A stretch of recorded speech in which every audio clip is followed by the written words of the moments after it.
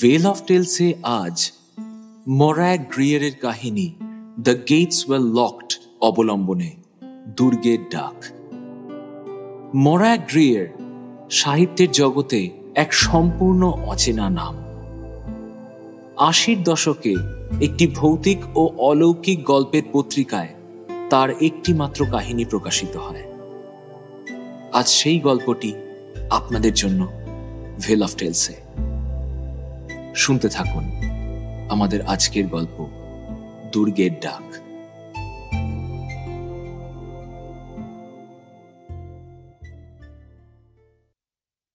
Deer এলেন আর রবি, আমি ভীষণ খুশি তোমাদের চিঠি পেয়ে। তোমাদের ওই প্রাচীন দুর্গে আমাকে ছুটি কাটাতে আমন্ত্রণ করেছো বলে আমার যে কি আনন্দ হয়েছে তা বলে বোঝাতে পারবো না। সত্যি বলতে কি, আমার ভীষণ হিংসা হতো যখন ভাবতাম তোমরা কি ভালো জায়গায় কি লোভনীয় একটা কাজ পেয়েছো। স্কটল্যান্ডের হাইল্যান্ডস, আহা, উঁচু উঁচু পাহাড় চূড়ার মাথায় তোমাদের আদিম খাসল, আর নিশ্চয়ই তাই ভূত প্রেত অশরীরীর ছায়ায় ছমছম করে। যদিও তোমরা দুজন এসবে কোনোদিনই বিশ্বাস করো না। যাই হোক, আমি চেষ্টা করব রাত্রি নামার আগেই তোমাদের ওখানে পৌঁছে যেতে। যদিও তোমরা যে ম্যাপটা পাঠিয়েছো সেটা ভীষণ জটিল। তোমরা চিঠিতে বলেছ তোমাদের কাসেলের মালিক ফ্রাজার্সরা শহরে আসছে 29 তারিখ। আমি চেষ্টা করব সেই দিনই বিকেলে তোমাদের কাছে পৌঁছে যেতে। আর এক মুহূর্তও তর সইছে না আমার। অনেক অনেক ভালোবাসা। ইতি, তোমাদের জ্যানেট। এই চিঠিটা জ্যানেট বেশ কিছুদিন আগেই পোস্ট করে দিয়েছে ওর বান্ধবীর কাছে। আজ ও মহা আনন্দে গাড়ি নিয়ে বেরিয়ে পড়েছে গ্লাসগোর উদ্দেশ্যে। অনেকটা উত্তর পশ্চিমের দিকে যেতে হবে ওকে। সেখানে চারিদিকে আদিম অরণ্যে ঢাকা স্কটিশ হাইল্যান্ডস। অত্যন্ত মনোযোগ সহকারে ওর বন্ধু রবি ম্যাককিননের পাঠানো ম্যাপটা দেখে দেখে ও পথ চলা শুরু করলো। কিন্তু তা সত্ত্বেও শেষ পর্যন্ত ও রাস্তা হারিয়ে ফেলল। তখন ক্রমশ রাত নামতে শুরু করেছে। রাস্তার দুধারে ঘন জঙ্গলের অন্ধকারে পথ চিনে যাওয়াই দুঃসহ হয়ে উঠল জ্যানেটের পক্ষে। গাড়ির হেডলাইটের আলো এত শক্তিশালীও নয় যে এই দুর্ভেদ্য অন্ধকার চিরে ফেলতে পারে। তার উপর জ্যানেট আবার চোখের সমস্যায় ভুগছে বেশ কয়েক বছর ধরে। রাস্তার পাশে গাড়িটা কিছুক্ষণের জন্য দাঁড় করিয়ে জ্যানেট একটু অপেক্ষা করল। বিকেলের আলো আর একটুও অবশিষ্ট নেই। রাত নেমে আসছে রাস্তায়, জঙ্গলের আনাচে কানাচে। চারপাশ শুনশান, কেউ কোথাও নেই। বেশ কিছুক্ষণ দাঁড়িয়ে থেকেও কি করবে ভেবে না পেয়ে শেষমেশ ও স্থির করলো ম্যাপ অনুযায়ী ওর সামনের রাস্তা ধরেই এগিয়ে যাওয়া উচিত। না হলে এই রাতের অন্ধকারে পথের মাঝখানে কি করবে ও? জ্যানেট গাড়িতে আবার স্টার্ট দিল।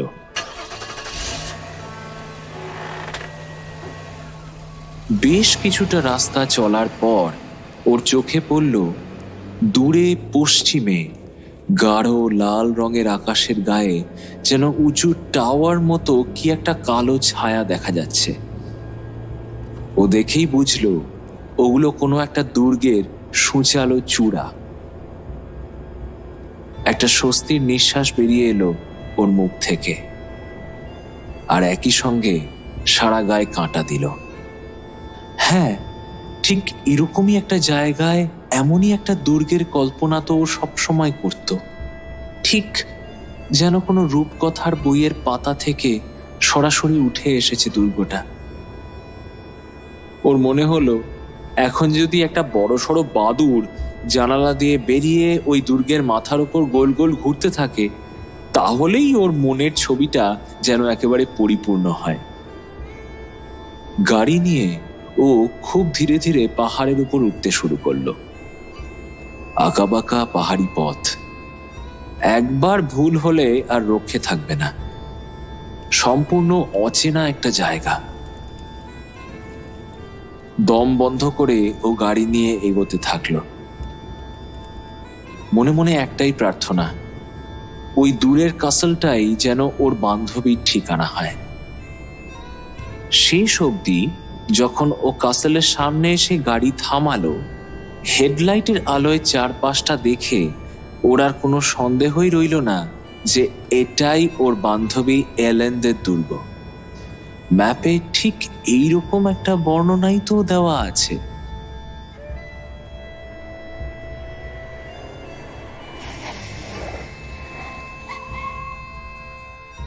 At last! সামনের মস্ত বড় বড় লোহার গেটগুলো দেখে আনন্দে বলে উঠল জ্যানেট। ওগুলো কম করে 15 ফুট লম্বা আর চওড়ায় প্রায় 12 ফুট তো হবেই। জোরে হর্ন দিতে দিতে গাড়িটা নিয়ে সোজা গেট পেরিয়ে কাসলের সামনে চত্বরে এসে ঢুকে পড়ল জ্যানেট।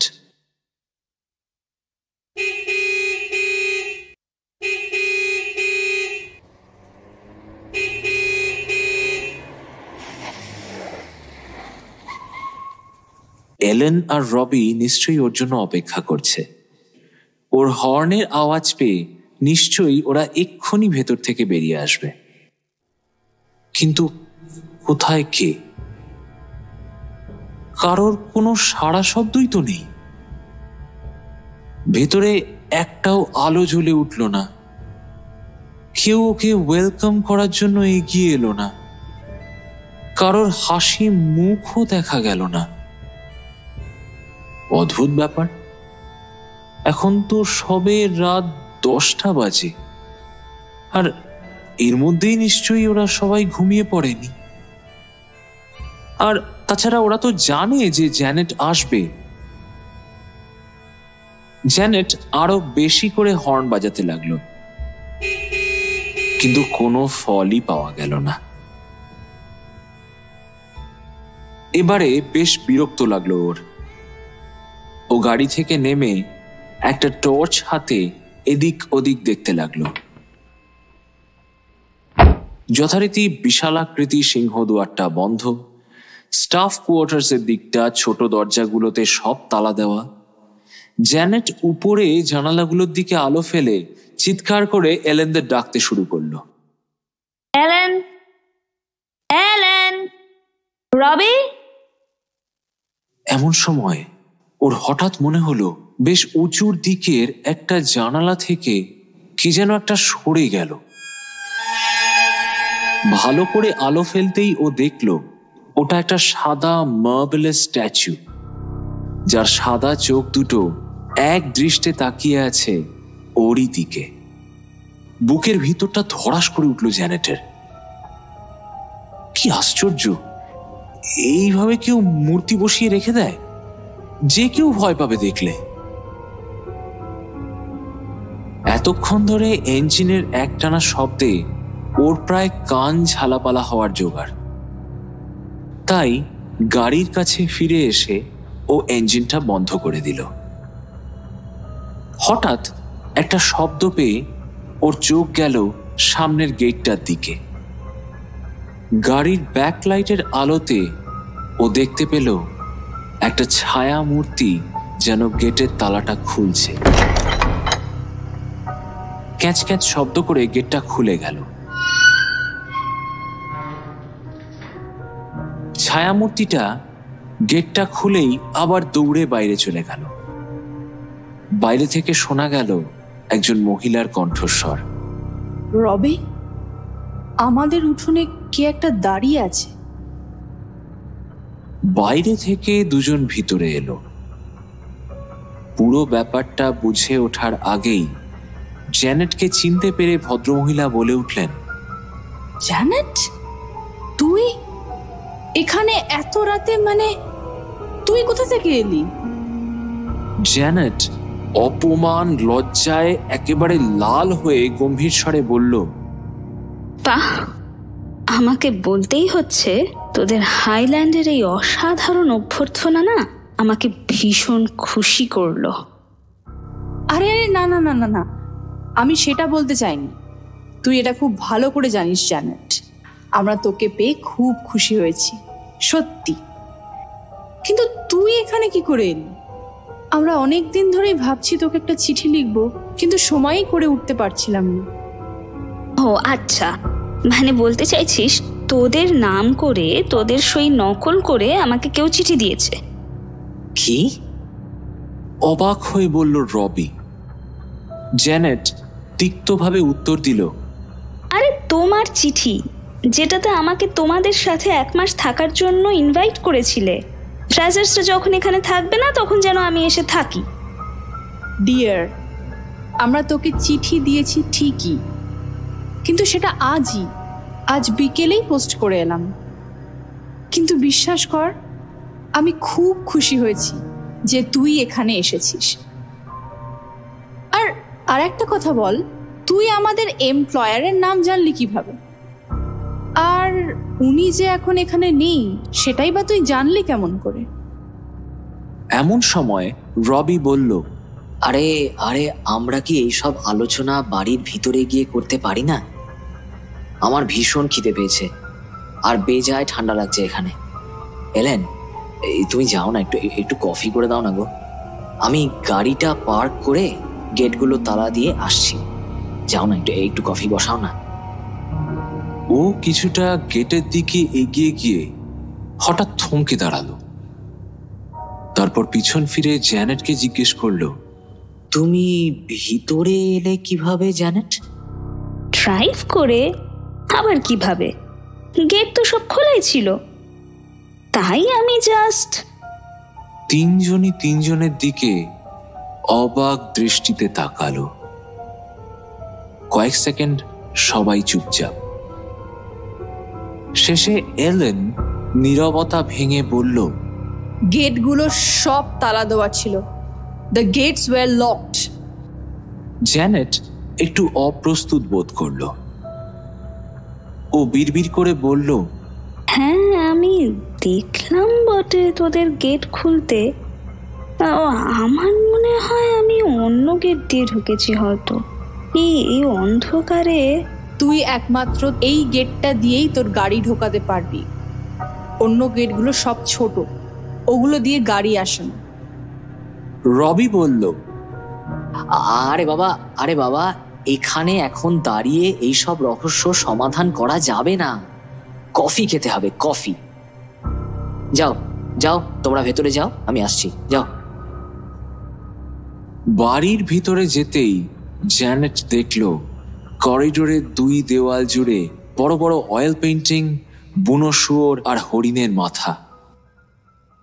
অবাক হয়ে সব দেখতে দেখতে ও এলেনকে বলল, এই বাড়ির অন্য সব স্টাফরা নিশ্চয় পুরো কালা, নয়তো এত ভীতু যে আমি এতক্ষণ ধরে হর্ন বাজানোর সত্ত্বেও কেউ বেরিয়েই এলো না। তুই জানিস আমি কতক্ষণ ধরে চিৎকার করে ডেকেছি তোদের, গলা ভেঙে যেতে বাকি রেখেছি। তুই যা যা করা যায় তাই করেছিস।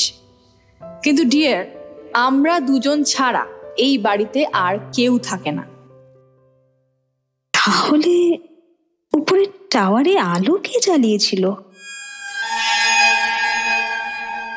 লাইট টাওয়ারে? জ্যানেট, তুই কল্পনা করছিস কিন্তু আবার। আমি তোকে সেই স্কুল থেকে চিনি, চিরকাল একই রকম থেকে গেলি বল। একটু ভয় ভয় গন্ধ পেলেই তোর মাথার পোকাগুলো কেমন একটা নড়ে চড়ে ওঠে। কথা বলতে বলতে ওরা এসে ঢুকলো একটা ঘরে। ঘরের ভিতর ঢুকতেই জ্যানেট বুঝলো এই জায়গাটা বেশ গরম, খুব আরামদায়ক। এলেন লাইট জ্বালাতেই ও দেখলো এটা একটা মস্ত বড় রান্নাঘর, ঝলমলে আর পরিষ্কার। ইলেকট্রিক স্টোভে একটা কেটলি বসানো। এলেন কফির সরঞ্জাম গোছাতে গোছাতে জ্যানেটকে বলল, আমি সবসময় বেরোবার আগে কেটলিটা স্টোভে চাপিয়ে দিয়েই যাই, তাতে বাইরে থেকে এসে আর জল গরমের জন্য বেশিক্ষণ অপেক্ষা করতে হয় না। এই, তুই সাদা নিবি না কালো? জ্যানেট ততক্ষণে ওর ভাবনায় ডুবে গেছে, মোহিত হয়ে আছে এই দুর্গের আবহে। কল্পনা বাঁধ মানে না ওর। কি জানি, আনাচে কানাচে কত পুরনো পিশাচ আত্মার বাস হয়তো এখানে। ওর কি কোনো নতুন অভিজ্ঞতা হবে? এলেনের হঠাৎ করা প্রশ্নটায় ও একটু চমকে উঠে বলল, কি সাদা কালো মানে? আরে বাবা, দুধ কফি খাবি না ব্ল্যাক কফি? ও দুধ কফি রে। কিন্তু একটা কথা তুই বিশ্বাস কর, আমি লাইট দেখেছি টাওয়ারে, আর আমি তোর থেকে চিঠিও পেয়েছি। নাহলে আমি কিভাবে আসতাম এখানে, তুই বল। এটা আমি সত্যি জানি না রে। আমরা আজকের আগে তোকে কোনো চিঠি পোস্ট করিনি। বাইরে থেকে ঘরে ঢুকতে ঢুকতে রবি বলল, হ্যাঁ জ্যানেট, আমরা কিন্তু তোমাকে কোনো চিঠি দিইনি। এটা সত্যি আমাদের কাছে একটা রহস্য জ্যানেট। জ্যানেটের কাছে ব্যাপারটা সত্যিই খুব লজ্জাজনক। এরকম আকস্মিকভাবে নিমন্ত্রণ ছাড়া ও পরের বাড়িতে এসে পড়েছে। যদিও এলেন ওর হাত নিজের হাতের মধ্যে নিয়ে বলল, তুই যখন এখানে এসেই পড়েছিস তখন তুই এখানেই থাকবি, বুঝলি, আমাদের সাথে। আর তোকে তো আজ আমরা একটা চিঠি পোস্ট করেই এসেছি। রবি জ্যানেটকে জিজ্ঞেস করলো, তুমি ওই চিঠিটা এনেছো? আছে তো আমার সঙ্গেই, এই তো সাথে তোমার হাতে আঁকা ম্যাপটাও। চিঠিটা খুলতেই এলেন আর রবি এতটাই অবাক হলো যে কিছুক্ষণ ওরা কোনো কথা বলতে পারল না। এও কি সম্ভব? এই চিঠিটা ওদেরই লেখা, কিন্তু চিঠিটা ওরা আজকেই লিখেছে। ম্যাপটাও নিঃসন্দেহে রবির হাতে আঁকা। এটা কারোর জোকস হতে পারে না, কারণ এখানে ওরা এসছে মাত্র 5 সপ্তাহ হলো, আর তার মধ্যে ওদের পরিচিতিও আশেপাশে এমন কিছু বেশি হয়নি। কারোর সাথে যে যোগাযোগ করবে তার কোনো সুযোগও ওরা পায়নি। ওদের এমপ্লয়ার ফ্রাজার্সরা তখন চলে যাবে, তাই এই কদিনের মধ্যে ওদের সমস্ত কাজ বুঝে নিতে হয়েছে। ওরা এতটাই ব্যস্ত ছিল যে কাউকে চিঠি দেওয়ার সময় পর্যন্ত পায়নি। চিঠির উপর জ্বলজ্বল করছে আজকের তারিখ, অর্থাৎ 29, আর খামের উপর পোস্টমার্ক 30, মানে আগামীকাল। খামটা দেখে ওরা বুঝলো যে এটা ওদের পাঠানো খামটাই, কারণ পোস্ট অফিসে ভুলবশত ওদের খামের অন্য দিকটায় স্ট্যাম্প দিয়ে ফেলেছিল। ব্যাপারটা ওরা কিছুই বুঝে উঠতে পারল না। ওদের আজকে সবেমাত্র পোস্ট করা চিঠি জ্যানেট এতদিন আগে কি করে পেল, এটা ওদের কাছে সম্পূর্ণ একটা ধাঁধা। জ্যানেট একটু হেসে বলল, ওয়েল, এরকম জায়গায় এইটুকু রহস্যের গন্ধ তো থাকতেই হবে। আর সেই দুর্গই না, যেখানে অলৌকিক আর আশ্চর্য ঘটনা ঘটে না। এলেন প্রতিবাদের সুরে বলল, কিন্তু এখানে ওরকম কিচ্ছু নেই, কোনো খারাপ জিনিস নেই এখানে। প্রথম যখন আসি তখন আমারও মনে হতো কি জানি কিরকম জায়গা, আমি একটু সজাগই থাকতাম। যদিও ভূত প্রেত এসবে কোনো কালেই আমার বিশ্বাস নেই, but there is absolutely nothing scary or odd. তুই যদি ভাবিস তুই সেরকম কিছু দেখবি বা খুঁজে পাবি, তাহলে কিন্তু খুব ভুল করছিস। হতাশ হবি কিন্তু, এই আমি বলে দিলাম। ইভেন এখানে যে অয়েল পোর্ট্রেটগুলো আছে ওগুলোর মুখও বেশ হাসি হাসি, হ্যাপি। ওরকম বিচিত্র গোমরা মুখ দেখলেই ভয় করবে এরকম একটা ছবিও নেই। রবি ততক্ষণে কফি শেষ করে জ্যানেটের লাগেজগুলো বাইরে থেকে আনতে গেছে। এলেন আর দেরি না করে জ্যানেটকে সঙ্গে নিয়ে উপরের তলার ঘরের দিকে রওনা দিল। বাড়ির প্রত্যেকটা অংশে বিশালাকৃতির ছায়া মেঘের মতো জমে রয়েছে। জ্যানেটের ঘরটা খুব বড় আর পরিষ্কার। শুধু বালিশে একটা নতুন কভার পরিয়ে দিলেই তৈরি হয়ে যাবে একটা আরামের বিছানা। এলেন ঘরটা ওর জন্য রেডি করতে করতে বলল, তোকে খুব টায়ার্ড লাগছে রে, স্নান করবি? আমি তোর জন্য গরম জলের বোতল নিয়ে আসি, তুই এখানে বস। তারপর হঠাৎ থেমে গিয়ে বলল, ওই তো রবি বোধহয় তোর লাগেজ নিয়ে চলে এলো, পায়ের শব্দ পেলাম।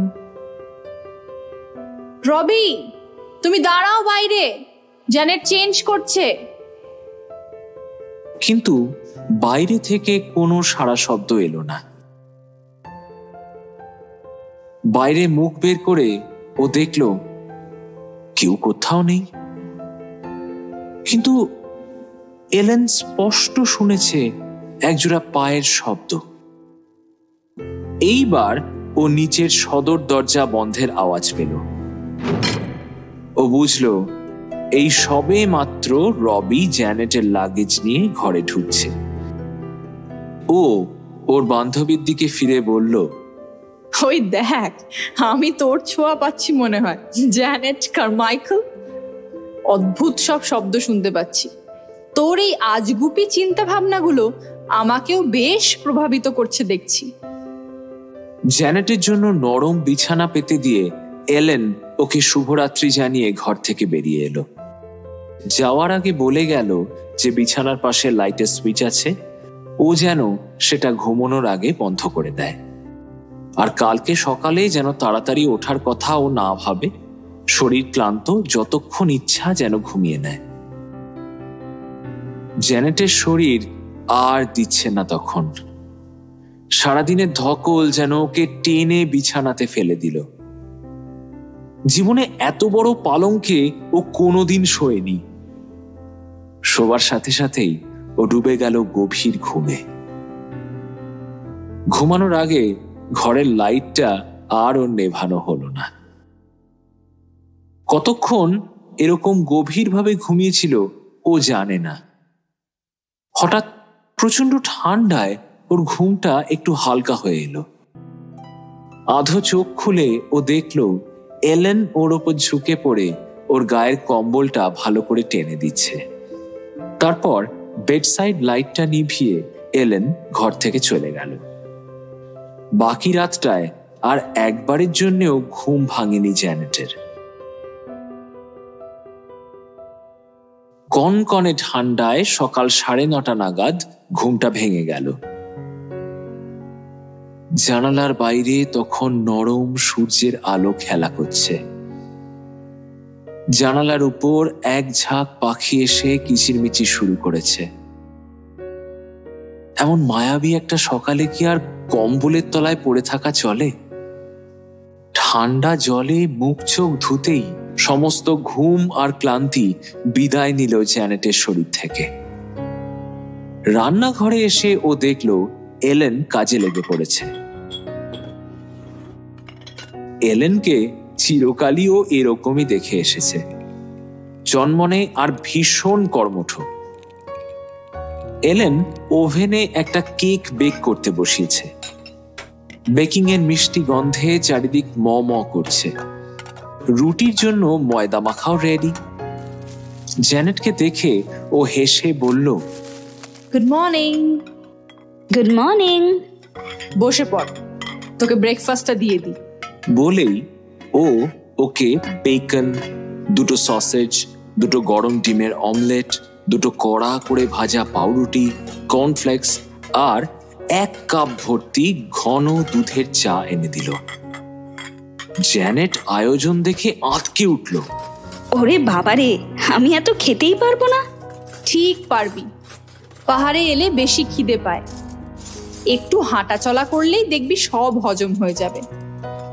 যদিও তুই খেয়ে শেষ না করতে পারলে কোনো চিন্তা করিস না, রবি আছে তো, সব সাবার করে দেবে। এখানে আসার পর থেকে রবির নিজস্ব খিদেটা একেবারে চলে গেছে রে। উল্টে একটা হ্যাংলা রাক্ষস ভর করেছে ওর ওপর, যা পাচ্ছে তাই গোগ্রাসে গিলছে। এই বাই দ্য ওয়ে, তোর রাতে ভালো ঘুম হয়েছিল তো? আর দেখ আজকের সকালটা কি সুন্দর না? জ্যানেটের আর উত্তরটা দেওয়া হলো না, কারণ ওর মুখ তখন খাবারে ভর্তি। এলেন হেসে অন্য কাজে লেগে পড়ল।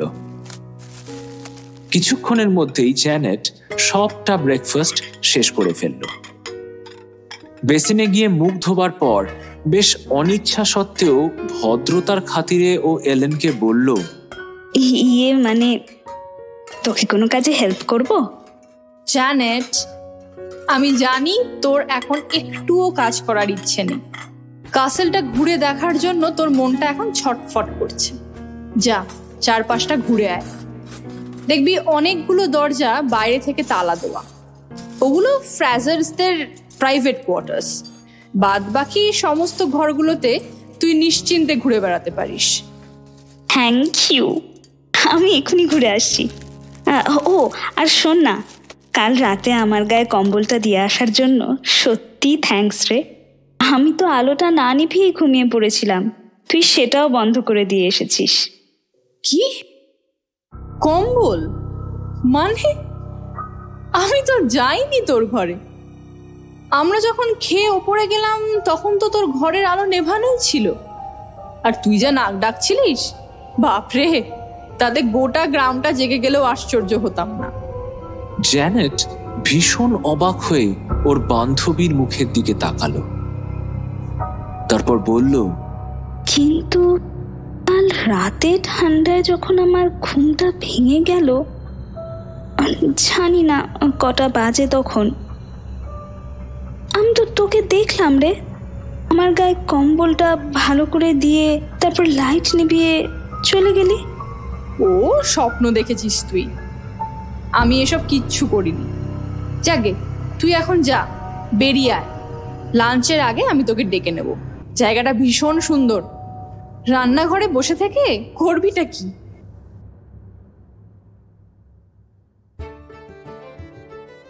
জ্যানেটের আনন্দ আর ধরে না।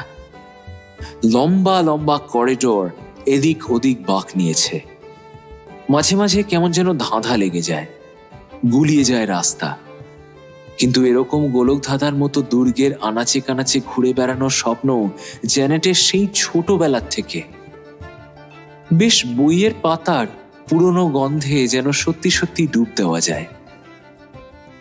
সেই যে সাহিত্যের পাতায় কত কত হানা বাড়ি, হন্টেড দুর্গ, কিংবা ম্যাকবেথের কাসল, যেখানে বুড়ো রাজা ডানকানকে হত্যা করে ম্যাকবেথ নিজে রাজা হচ্ছে, এই সমস্ত কিছু ওকে ছোটবেলা থেকেই খুব টানে।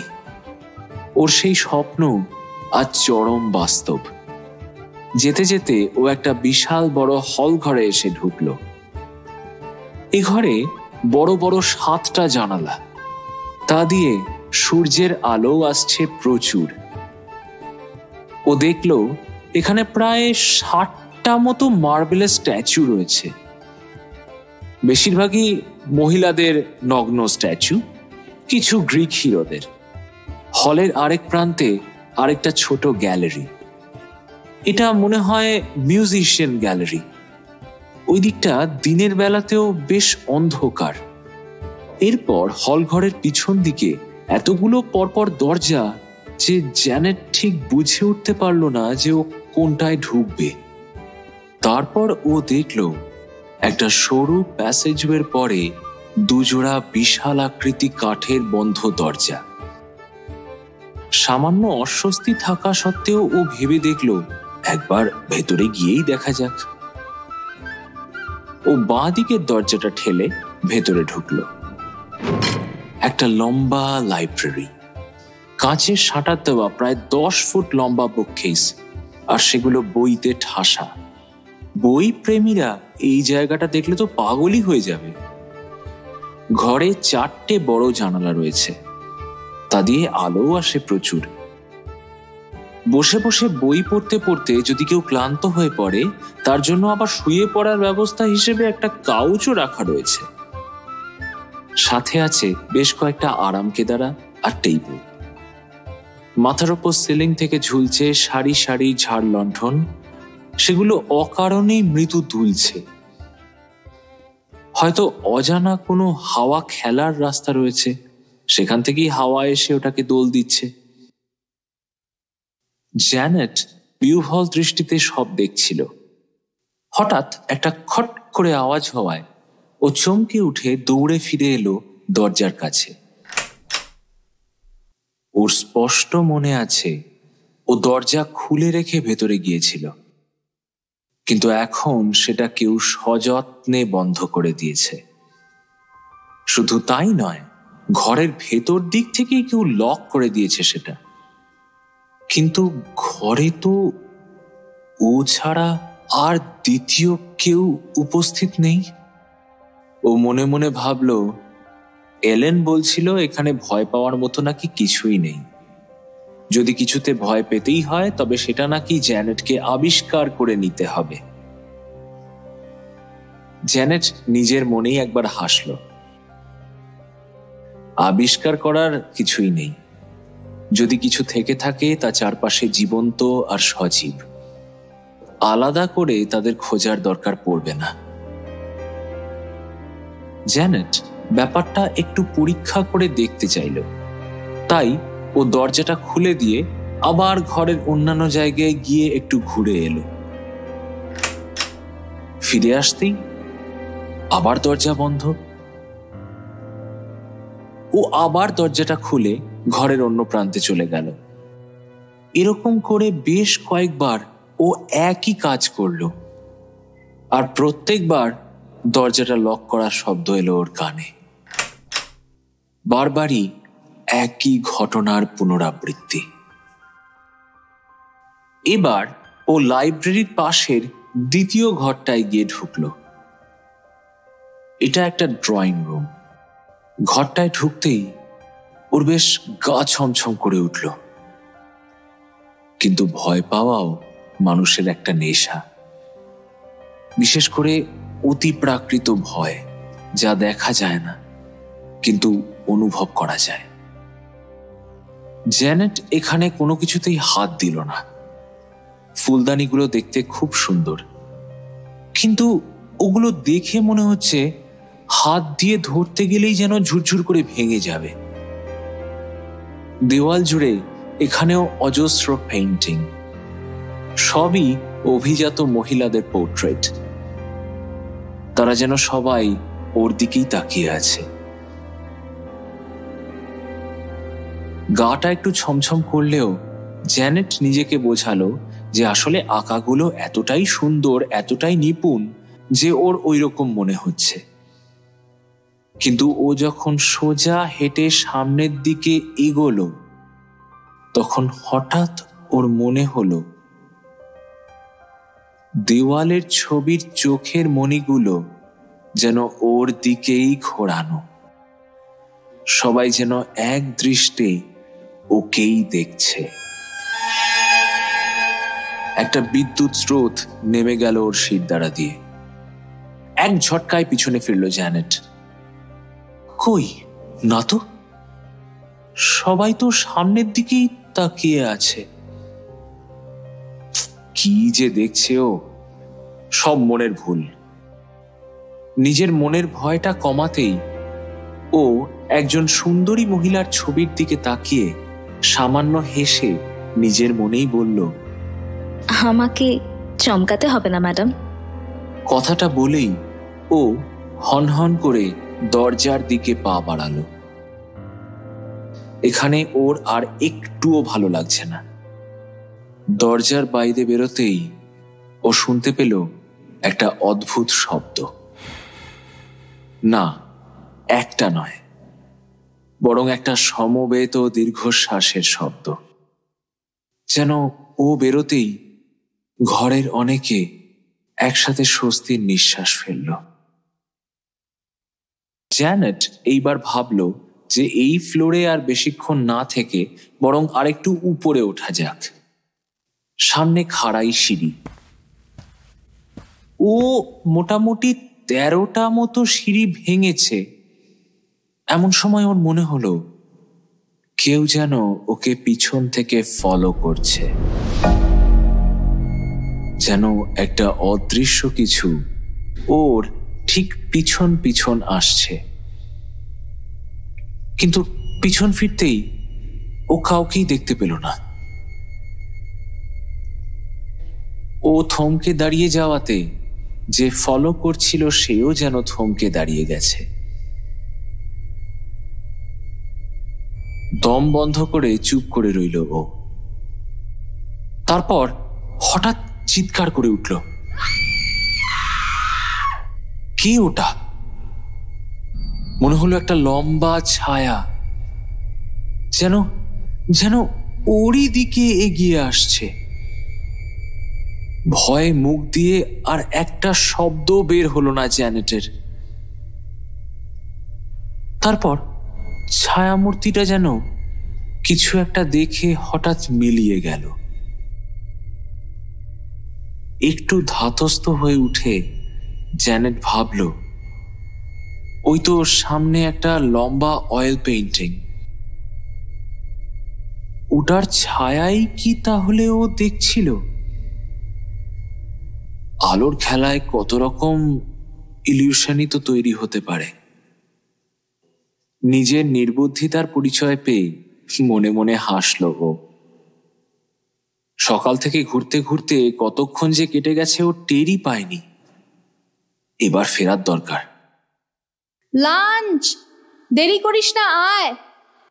ওই তো এলেন ডাকছে। ও দৌড়লো সেই দিকে। ও যখন হাঁফাতে হাঁফাতে নিচে নামছে তখন এলেনের সাথে ওর দেখা হয়ে গেল। এলেন বলল, ওহ, এতক্ষণে তোকে খুঁজে পেলাম জ্যানেট। লাঞ্চ রেডি, চল। হ্যাঁ জানি তো, তোর ডাক শুনেই তো দৌড়ে নামছিলাম। মানে কি বলছিস কি? আমি তো তোকে আগে ডাকিনি।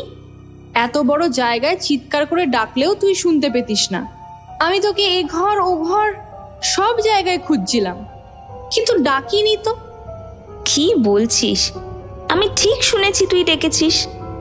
না হলে ওই দিকের বড় সিঁড়ি দিয়ে না নেমে এই সিঁড়ি দিয়ে নামতে যাব কেন? জ্যানেট, তুই আবার ভুলভাল বকছিস। তুই আমার ডাক শুনে এখানে আসতেই পারিস না, কারণ আমি তোকে একবারের জন্যেও ডাকিনি। কিন্তু তুই এখন আমাকে ফলো করে আসতে পারিস। খাবারগুলো একেবারে সব ঠান্ডা জল হয়ে গেল, আর রবি নিশ্চয়ই এতক্ষণে খাওয়া শুরু করে দিয়েছে। যেতে যেতে এলেন খেয়াল করলো জ্যানেট খুব চুপচাপ। তাই ওর মুডটা একটু হালকা করার জন্য ও নানা রকম কথা বলতে লাগলো। ওকে জিজ্ঞেস করলো যে ও কি কি দেখেছে, কোথায় কোথায় ঘুরেছে। শেষে সিঁড়ির পাশের ওই লম্বা অয়েল পেন্টিংটার কথা ওকে জিজ্ঞেস করলো। তারপর বলল, দেখেছিস ওই পেন্টিংটা, ওই যে সিঁড়ির পাশে? ওটা লেডি ম্যাকবেথের ছবি। কি সুন্দর না? জ্যানেট কোনো উত্তর দিল না। ওরা ডাইনিং এ গিয়ে দেখলো রবি খাওয়ার জন্য অপেক্ষা করছে। ওরা দুজন এলে তবেই লাঞ্চ শুরু করবে। রবি এতক্ষণ বাগানের কাজে ব্যস্ত ছিল। যদিও শহরে থাকাকালীন রবির কিন্তু কোনোদিনই বাগানের শখ ছিল না। এখানে ও এস্টেটের বিভিন্ন জায়গায় ঝোপঝাড় কেটে পরিষ্কার করছে, ডালপালা পরিষ্কার করছে। এই সমস্ত রকম ভারী কাজ নিয়েই পুরো সকালটা কেটে যায় রবির। এলেন লাঞ্চেও এলাহি আয়োজন করেছে। বাগানের টাটকা সবজি, ফ্রেশ ব্রেড, ওটস কেক, ফল, মাংস, কোনো কিছুই বাদ দেয়নি। খাওয়া দাওয়া সারার পর এলেন জ্যানেটকে নিয়ে উপরে উঠে এলো। ফ্রাজার্সরা এখান থেকে চলে যাওয়ার সময় ওকে একটা কাজ দিয়ে গেছে। ওদের একটা খুব পুরনো আলমারি আছে, সেখানে নাকি ফ্রাজার্সদের প্রপিতামহী মানে ঠাকুরদার মায়ের কিছু পুরনো পোশাক রয়েছে। সেগুলোই এলেনকে একটু দেখে রাখতে হবে। যেগুলো নষ্ট হয়ে গেছে সেগুলো বাতিল করতে হবে, আর ভালোগুলো যত্ন করে আরেকটা আলমারিতে তুলে রাখতে হবে। জ্যানেট ভীষণ উৎসাহী এই কাজে এলেনকে সাহায্য করবে বলে। এই সমস্ত ইতিহাস মাখানো জামা কাপড় ঘাটতে ওর বেশ লাগবে। ও এলেনের সাথে হাতে হাতে কাজ করতে লাগলো। তারপর বলল, আমার কি ভালো লাগছে রে। দেখ, কিছু ড্রেস, এগুলোর রং এখনো একটুও চটে যায়নি। কি সুন্দর সেসব রং। এই আলমারিটা যে ঘরে আছে সেটা 3 তলায়। একটা মাঝারি আকারের ঘর, দেওয়ালে 4টে জানালা, সেগুলো দিয়ে বাইরের করিডোরটা দেখা যায়। আর করিডোরের ওপারে পাহাড়। ঘরে অজস্র ট্রাঙ্ক রাখা, তার ভেতরেও অগুন্তি পোশাক, নানান মাপের, নানান ধরনের। একটা ট্রাঙ্ক খুলতে গিয়ে এলেনকে ভীষণ বেগ পেতে হলো।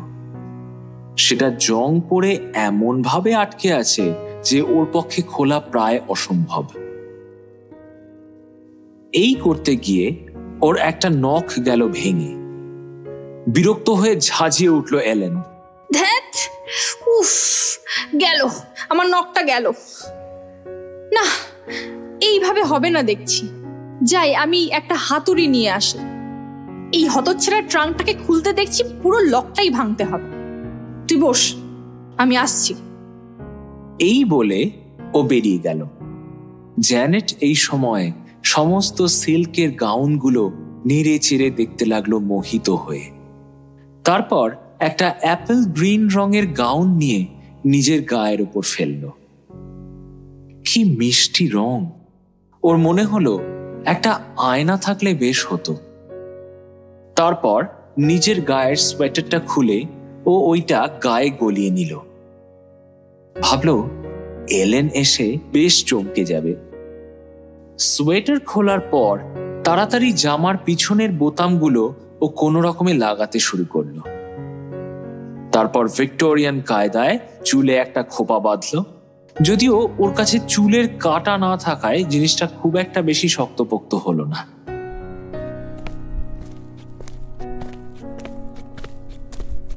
ও এলেনের পায়ের শব্দ পেয়েই উঠে দাঁড়ালো। তারপর দুলকি চালে মাথাটা একপাশে আলতো করে হেলিয়ে মুখে একটা মিষ্টি হাসি রেখে আস্তে আস্তে দরজার দিকে এগোতে লাগলো। ওকে এখন দেখে মনে হচ্ছে ও যেন 19 শতকের কোনো একটা বল পার্টিতে এসেছে। কিন্তু বাইরে থেকে পায়ের শব্দটা দরজার সামনে এলেও ঘরে ঢুকলো না, বরং ঘরটা পেরিয়ে করিডোর দিয়ে আরো এগিয়ে চলে গেল। ধুলোয় ভরা ঝাপসা জানালার কাঁচ দিয়ে জ্যানেট দেখল কে যেন খুব তাড়াতাড়ি ঘরের পাশ দিয়ে এগিয়ে করিডোরের ওপাশে অদৃশ্য হয়ে গেল। তারপর ও পাশের কোনো একটা ঘরে দরজা খোলার আওয়াজ পেল, আর সেটা আবার বন্ধ হওয়ার সাথে সাথেই সব চুপচাপ। কিছুক্ষণ অপেক্ষা করার পর জ্যানেটের একটু পাজলড লাগলো। এলেন ওই ঘরে গেল? ও ঘর থেকে এখনো তাহলে এলো না কেন? ও নিজেই ফিসফিস করে বলল, কি করছে ও এতক্ষণ ওই ঘরে? এখনো এলো না। যাই, গিয়ে দেখি একবার। পাশের ঘরের দরজাটা বন্ধ। ও হাত দিয়ে ঠেললো সেটা। প্রচন্ড একটা শব্দে দরজাটা খুলে গেল। কিন্তু কোথায় এলেন? বাইরে থেকে ঘরের ভেতর মুখটা গলালো জ্যানেট। দেখলো ঘরের ভেতরে অনেক আয়না, যেন ঘরটা নিজেই একটা আয়না। আরে, ও তো এতক্ষণ একটা আয়নাই খুঁজছিল। ভালোই হলো, একবার ভেতরে ঢুকে দেখা যেতেই পারে যে ওকে কেমন লাগছে। ঘরের ভিতরে ঢোকার পর ওর কেমন যেন একটা অস্বস্তি হলো।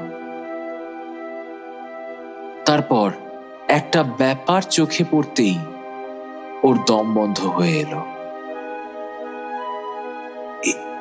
এরা কারা? এরা কারা? এলেন বলেছিল ওরা দুজন ছাড়া এই বাড়িতে আর কেউ থাকে না। তাহলে জ্যানেট দেখলো প্রায় 20-25 জন মহিলা ওই ঘরে নাচের মহড়ায় ব্যস্ত। প্রত্যেকেরই গায়ে ঠিক ওরই মতন অ্যাপল গ্রিন রঙের গাউন, তাদের হাতে ছোট ছোট হাত পাখা। জ্যানেট ভয়ে নিজের মুখ নিজেই চেপে ধরল। না, ও চায় না যে ওর অস্তিত্ব ওরা কেউ টের পাক। ওর নিঃশ্বাসের শব্দও যেন ওরা না পায়। কিন্তু ওর পা অসাড়, তাও এক পা করেও পিছুতে লাগলো। শেষে ওর পিঠ ঠেকলো দরজায়। ও ভুল করে এই ক্রিস্টাল রুমে ঢুকে পড়েছে। এলেন নিশ্চয়ই এই ঘরে আসেনি। ও পিছনে ঘুরলো দরজাটা খোলার জন্য, কিন্তু কোথায় দরজা? কোনো দরজাই তো নেই এখানে। ঘরের কোথাও কোনো দরজা নেই। আর শুধু তাই নয়, এই ঘরে আর কোনো আসবাবপত্র পর্যন্ত নেই। চারিদিকে শুধুই আয়না, শুধুই আয়না। ও এদিক ওদিক ছুটতে লাগলো পাগলের মতন, কিন্তু বেরোবার পথ কোথায়? আর ওই মহিলাগুলো এবারও পিছু নিয়েছে। জ্যানেট প্রত্যেকটা আয়নার সামনে গিয়ে হাতল খোঁজার চেষ্টা করতে লাগলো, যদি পেয়ে যায় দরজাটা, যদি পেয়ে যায় দরজাটা। চারিদিকে শুধুই ছায়ামূর্তি, তারা উদ্দাম নৃত্যে ব্যস্ত। ও এসে তাদের ব্যক্তিগত মুহূর্তে অযাচিতভাবে ঢুকে পড়েছে। ও আর সহ্য করতে পারল না, ভয়ে চিৎকার শুরু করলো। তারপর সেই চিৎকার ধীরে ধীরে কান্নায় পরিণত হলো।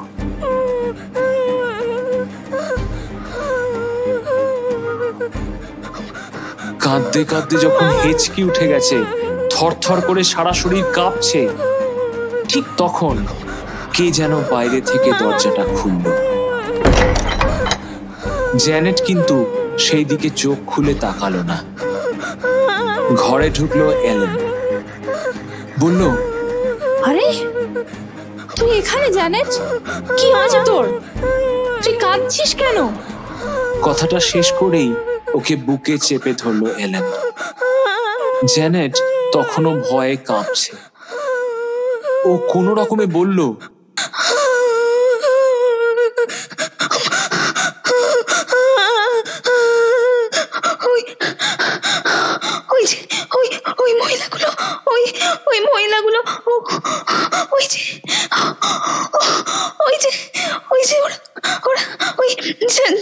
যারা নাচছে, ওই মহিলা।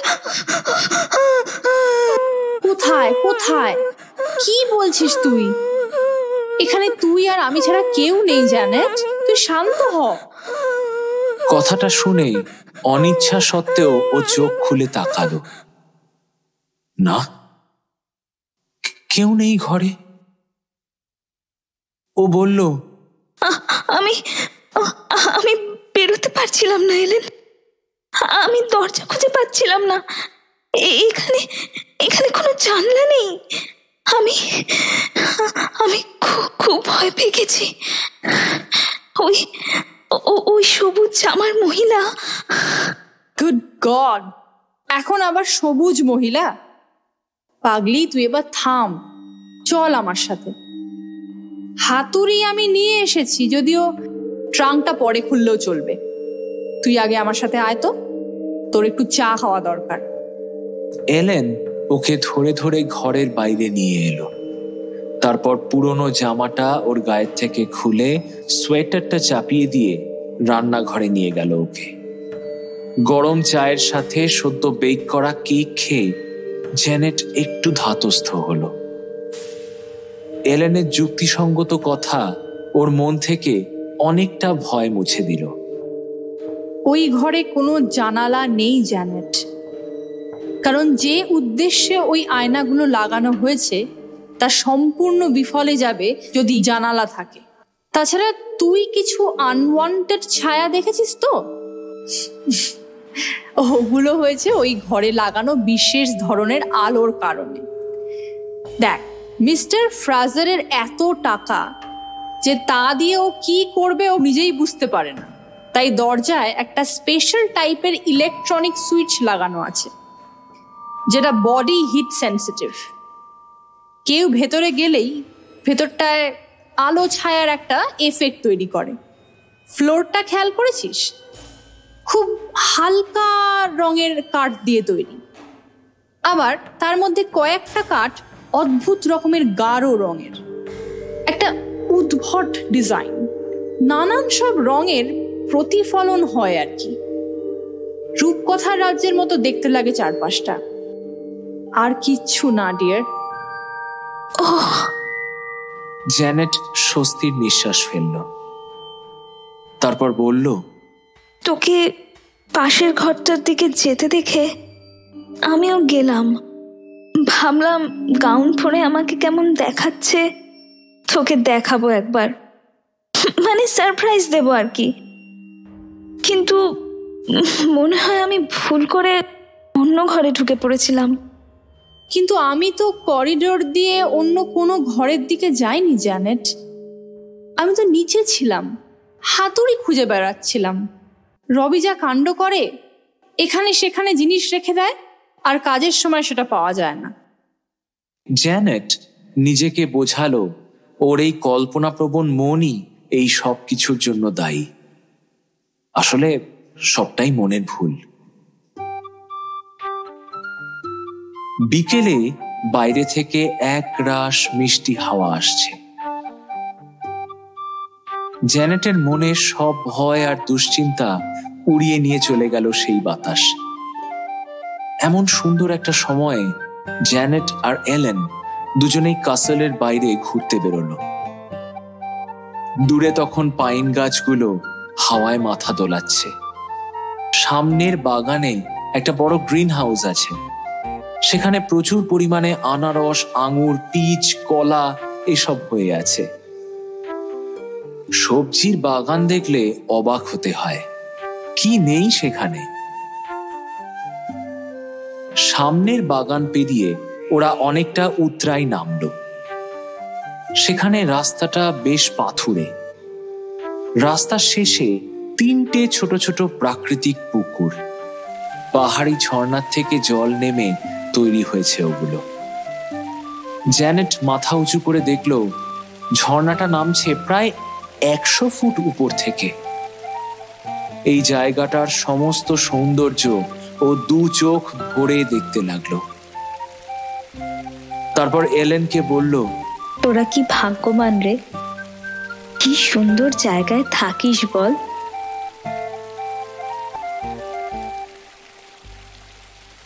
এলেন কোনো উত্তর দিল না দেখে ও পিছন ঘুরে তাকালো।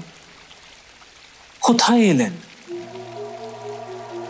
সঙ্গে সঙ্গে সেই ভয়টা আবার গ্রাস করলো ওকে। ও ডাকতে লাগলো, এলেন, এলেন, কোথায় তুই? ওর মনে হলো কেউ যেন একটা ঠিক ওর পিছনে এসে দাঁড়িয়েছে, একদম ওর ঘাড়ের কাছে। এলেন? হ্যাঁ বল। এলেন হঠাৎ একটা ঝোপের পিছন থেকে বেরিয়ে এলো। ওর হাতে বেশ কিছু বুনো ফুল। কোথায় ছিলিস তুই এতক্ষণ? ডাকছি তো ডাকছি। আমি তো শুনতে পাইনি তোর ডাক।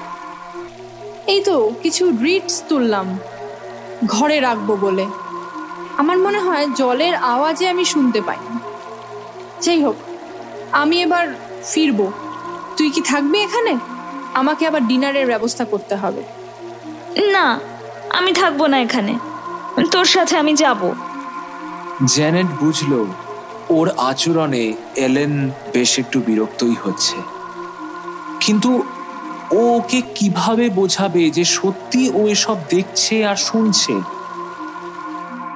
ওরা দুজনেই সোজা রান্নাঘরে চলে এলো। সেখানে এসে এলেন ওকে বলল, তোর একটু চা খাওয়ার দরকার। জ্যানেট বলে উঠল, কিন্তু এলেন, আমার সব সমস্যার সমাধান চা করতে পারবে না। এলেন তখন ড্রয়ার থেকে কতগুলো সবুজ আর কালো রঙের ক্যাপসুল বের করে ওর হাতে দিল। বলল, এগুলো ট্র্যাঙ্কুইলাইজার, তো নার্ভ শান্ত হওয়া দরকার জ্যানেট। জ্যানেট মাথা নেড়ে বলল, আমার ওষুধ লাগবে না, ধন্যবাদ। এলেন কিন্তু নাছোড়বান্দা। জ্যানেটের নার্ভ চঞ্চল হয়ে পড়েছে, সেটার জন্য ওষুধ খাওয়া দরকার। এই সমস্ত বুঝিয়ে ওকে বেশ জোর করেই ওষুধগুলো দিল এলেন। অগত্যা জ্যানেটই বা কি করে, ওগুলো ওকে নিতেই হলো। রাতে আবার রাজকীয় ডিনারের আয়োজন। জ্যানেট ওর পাশে পাশেই রয়েছে, উপরে উপরে এমন ভান করছে যেন এখনো অনেক শান্ত। খাওয়া দাওয়ার পর গল্প গুজব হলো অনেকক্ষণ। তিনজন মিলে ওরা টিভি দেখলো বেশ কিছুক্ষণ, কিন্তু জ্যানেটের মন তখনও ভীষণ অস্থির। ওর এসব কিছুই ভালো লাগছে না। এদিন রাতে ও নিজেই আগে বেডসাইড আলোটা নিভিয়ে দিল, তারপর ভালোভাবে কম্বলটা গায়ে জড়ালো যাতে একটা হাতও কম্বলের বাইরে না থাকে। কিন্তু আজও একই ঘটনার পুনরাবৃত্তি ঘটল। ওর ঘুম ভাঙলো মাঝরাতে, আর ও দেখল এলেন ওর মুখের ওপর ঝুঁকে পড়ে ওর গায়ে কম্বলটা টেনে দিচ্ছে। তারপর লাইট নিভিয়ে আগের রাতের মতোই ঘর থেকে বেরিয়ে গেল ও। পরদিন সকালে ব্রেকফাস্টের সময় জ্যানেট রাতের ঘটনার কথা কিছুই বলল না, কারণ ও জানে ওর বান্ধবী ওর একটা কথাও বিশ্বাস করবে না। এলেন ওকে গতকালের মতো আজও কাসেলটা ঘুরে আসতে বলল। জ্যানেট কোনো প্রতিবাদ করল না, চুপচাপ উপরের তলার দিকে পা বাড়াল। আগের দিনের মতো ওর মনে আর সেই উত্তেজনা নেই, বরং একটা ভয় যেন বাসা বেঁধেছে ওর সারা শরীর জুড়ে। একদম উপরের ঘরগুলো যেখানে, সেখানে পৌঁছতেই জ্যানেট নানা রকম শব্দ পেতে শুরু করলো। কখনো কেউ দরজা খোলা বন্ধ করছে, আবার কখনো যেন কারুর পায়ের শব্দ পাওয়া যাচ্ছে। জ্যানেট চিরকালই ভূত প্রেত সম্পর্কে খুব আগ্রহী, কিন্তু সেটা ঘুমোতে যাওয়ার আগে ভয়ের গল্প শোনার মতো করে। এরকম বাস্তব অভিজ্ঞতার সাক্ষী ও কোনোদিন হতে চায়নি। ওর মাথায় নানা রকম চিন্তা আসছে, পাজলের মতো জটিল চিন্তা ভাবনা। কি সব ঘটছে ওর চারিদিকে। প্রথম দিনে গেট বন্ধ থাকা সত্ত্বেও ও গাড়ি নিয়ে ভিতরে ঢুকে পড়ল। গতকাল বিকেলে পুকুরের পাড়ে ওর ঘাড়ের ওপর কে যেন নিঃশ্বাস ফেলল। এসবের কোনো ব্যাখ্যাই ওর মাথায় এলো না। এমন সময় ওর ভাবনায় হঠাৎ বাদ সাধল একটা হাসির আওয়াজ। চমকে উঠল জ্যানেট, এদিক ওদিক ফিরে দেখল, কই কই কেউ তো নেই আশেপাশে। একটা বাচ্চার হাসি, খুব উঁচু স্বরে একটা বাচ্চা যেন হেসেই চলেছে। জ্যানেট থমকে দাঁড়িয়ে পড়ে দেখল করিডোরের একটা দরজা সজোরে খুলে গিয়ে আবার সশব্দে নিজে থেকেই বন্ধ হয়ে গেল। তারপর সব চুপচাপ। জ্যানেট আর দাঁড়াতে পারল না। ও কোনো রকমে দৌড়লো করিডোরে ঢোকার দরজাটার দিকে, যেটা দিয়ে ও ব্যালকনিতে পৌঁছতে পারবে। সেটা ওই বলরুমের ঠিক পাশেই। ও পাগলের মতো দরজায় হ্যান্ডেলটা ঘোরালো। দরজাটা খুলে ভিতরে ঢুকেই সেটা চেপে বন্ধ করে দিল। কিন্তু ভিতরে ঢুকেই ও ওর ভুলটা বুঝতে পারল। ও একটা ভুল দরজা দিয়ে ঢুকে পড়েছে।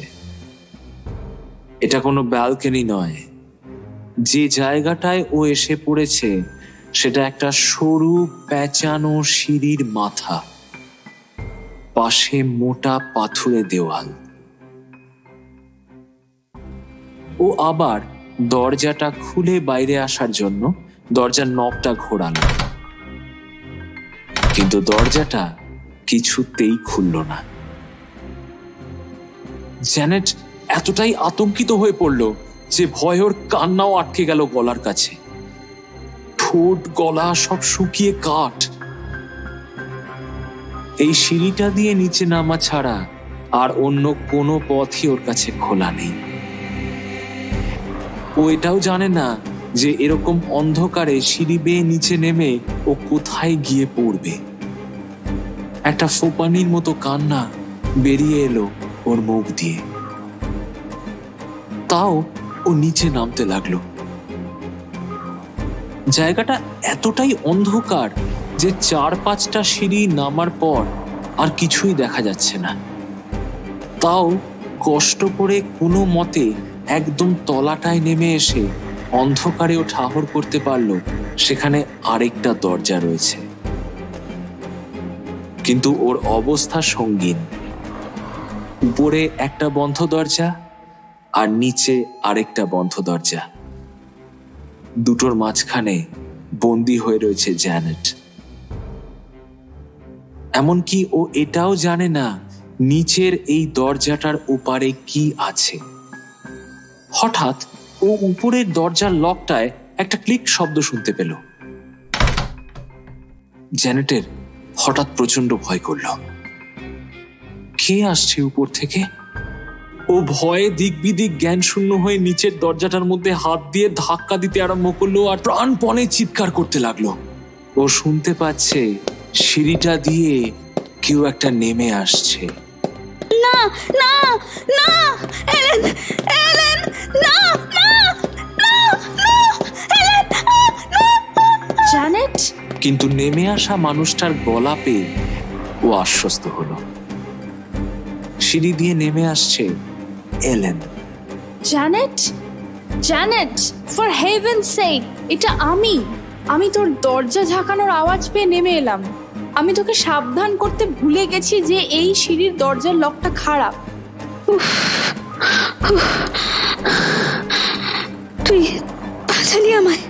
আমি আমি এখন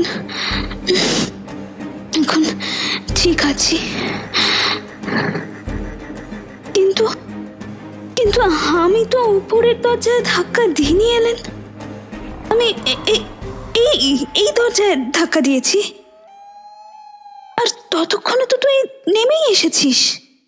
তাহলে হয়তো আমি দরজা বন্ধের শব্দটাই পেয়েছিলাম। তোকে লাঞ্চের জন্য ডাকতে আমি এদিকেই আসছিলাম। এই ঘটনার পর থেকে জ্যানেট সব সময় এলেনের একদম কাছে কাছে থাকে। এর মধ্যে তো ও একদিন এলেনের পিছন পিছন বাথরুমে পর্যন্ত ঢুকে পড়েছিল। ও জানে না এলেন তাতে অবাক হয়েছিল না রেগে গিয়েছিল। শুধু সামান্য হেসে ও জ্যানেটকে বলেছিল, আমি যখন অন্য কাজে ব্যস্ত থাকবো তখন তুই বাগানে ঘুরিস, কেমন? সেদিন জ্যানেট বাড়ির গেট থেকে প্রায় 1.25 মাইল মতো দূরে এসে একটু দাঁড়িয়েছে। মৃদু ঠান্ডা হাওয়া ওর চুল ছুঁয়ে যাচ্ছে। ঠিক তখনই ওর মনের সমস্ত শান্তি এক লহমায় ভেঙে দিল একটা চিৎকার, একটা কান্নার শব্দ। পিছনে ঘুরে তাকাতেই দুটো হেমলক গাছের ফাঁক দিয়ে ও দেখতে পেল কাসেলের ছাদে একজন মহিলা ওকে হাত নেড়ে ডাকছে।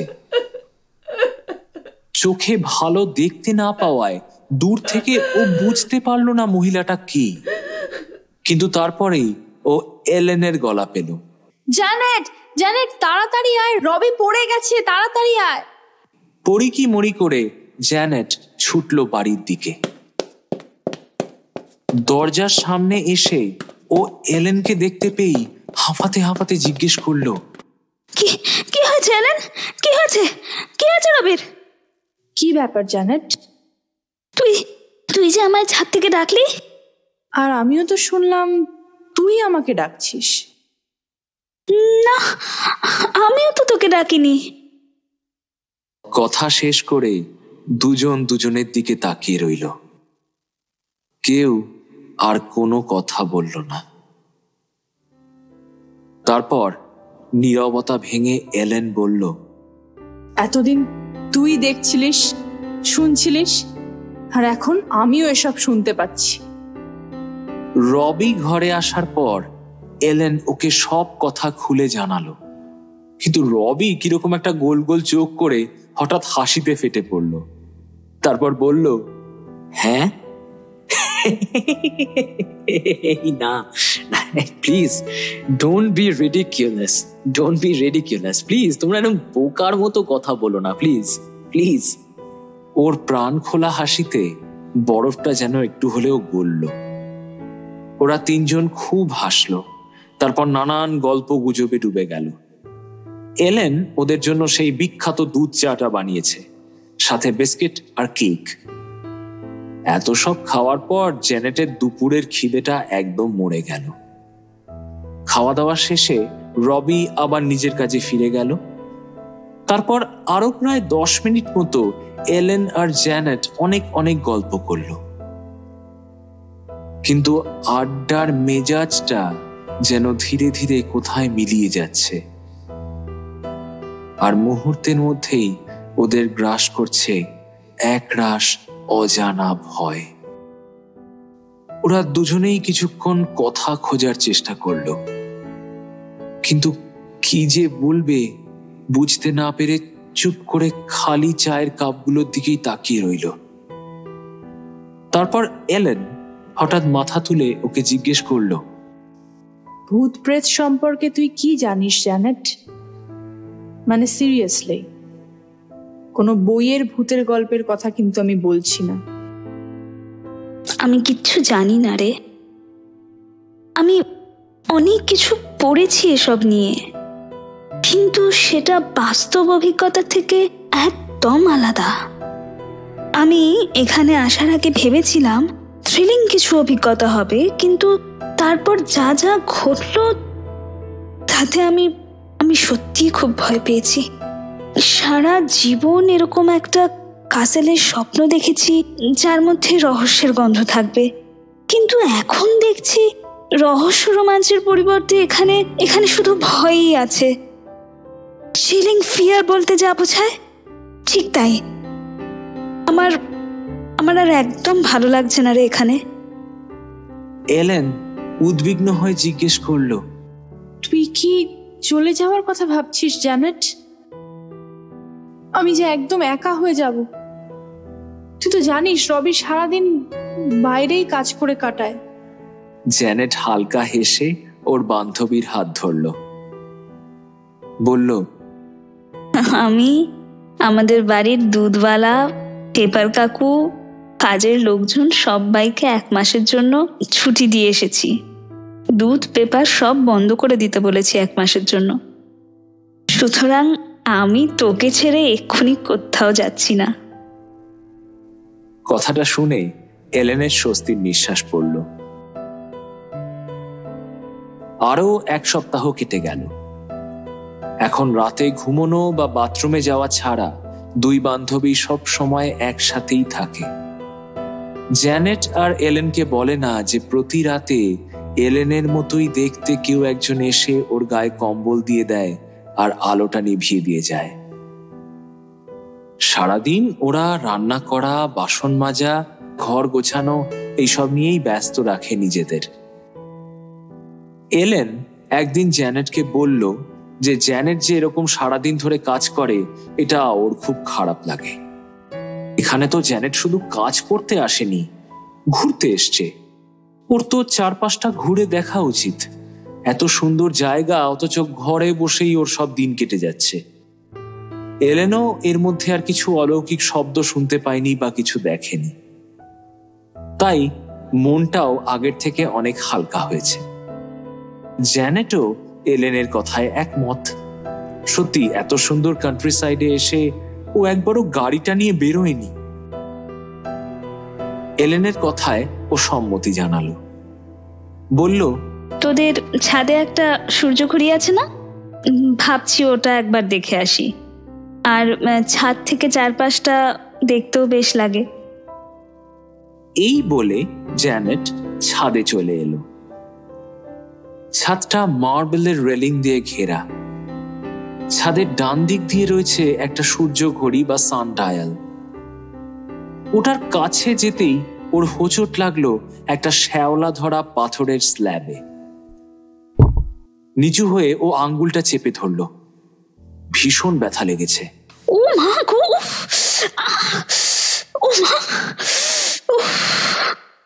এমন সময় জ্যানেটের চোখে পড়ল পাথরটার উপরে শ্যাওলার ফাঁক দিয়ে উকি মারছে একটা নাম। হাত দিয়ে উপরের দিকে নোংরাগুলো পরিষ্কার করতেই বেরিয়ে পড়ল নামটা, অ্যাডাম ম্যাকভিকার, 1809।